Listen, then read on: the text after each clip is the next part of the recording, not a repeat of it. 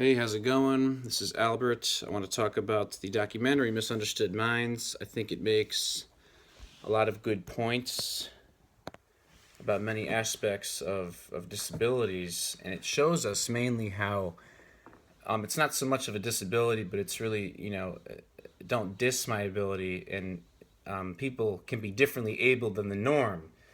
And really, normalcy is just a relative term when you look at it philosophically. You can't really define normal. And then, unfortunately, what it shows us in this documentary is that oftentimes people who lack the normal wiring, so to speak, or the normal configurations in their mind are deemed as problematic children, as sometimes stupid or incapable or lazy. Maybe because they find a certain aspect of reading or writing to be very tedious, and it's hard for them to maintain that level of effort, so they're labeled as lazy, when it's really just they got maybe a chemical imbalance going on. It could be dopamine, as was seen in the case of one of the child. The 11-year-old girl had a problem with dopamine, and that prevented her from being able to maintain the amount of focus to be able to think clearly before taking action, and this interfered with her social life and her and other academic abilities. And then she starts taking Ritalin, which is very interesting. And the parents were hesitant at first. They don't want to put her on drugs, which is very understandable. I'd be hesitant too.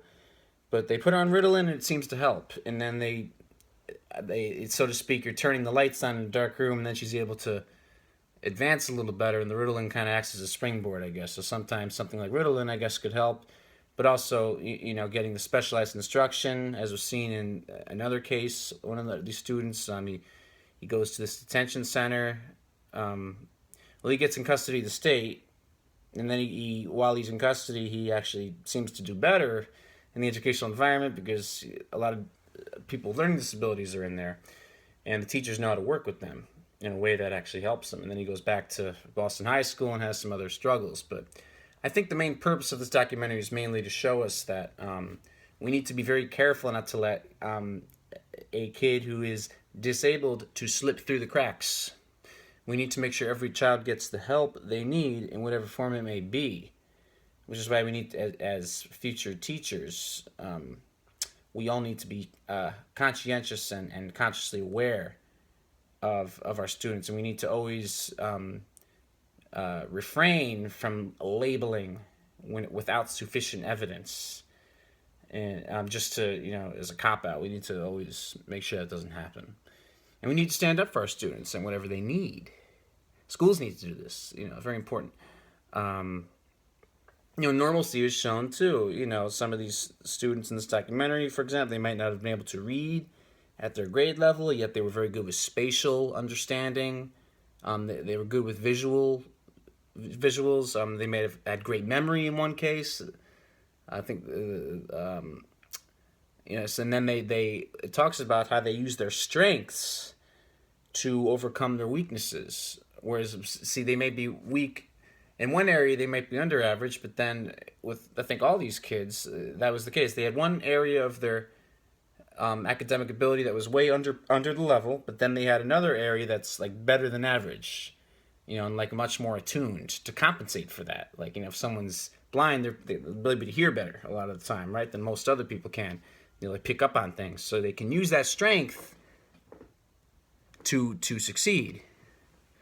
And this film definitely made me more aware of disability, different types of disabilities, whether they're motor skill issues or phonetic difficulties. That's what this film did for me. And it showed me even how important it is to make sure that we have an inclusive environment for students, and that we give students the type of instruction they need, which is why co-teaching is so great. It really helps with that.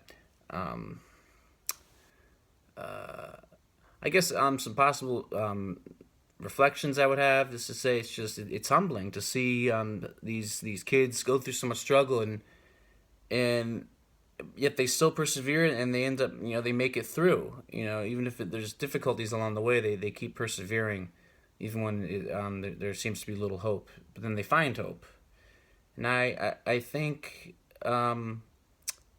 that's just it's very inspiring to see the perseverance, and to see that these students really do care. They're not stupid. It's just everyone is differently abled. There's the drawing, the Einstein drawing. It shows which also shows one of the faults with our education system is you try to test everybody on the same thing, but it's like there's the whale, there's the elephant in one picture, there's a goldfish, a monkey. It's like, all right, everyone climb the tree, because we got to be fair. So everyone's going to climb the tree to get a grade, but fish can't climb the tree. It doesn't mean the fish is stupid. Just the fish can do something that the monkey can't. The fish can swim and breathe underwater.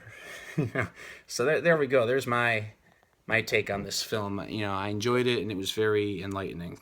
So thank you. Have a good day.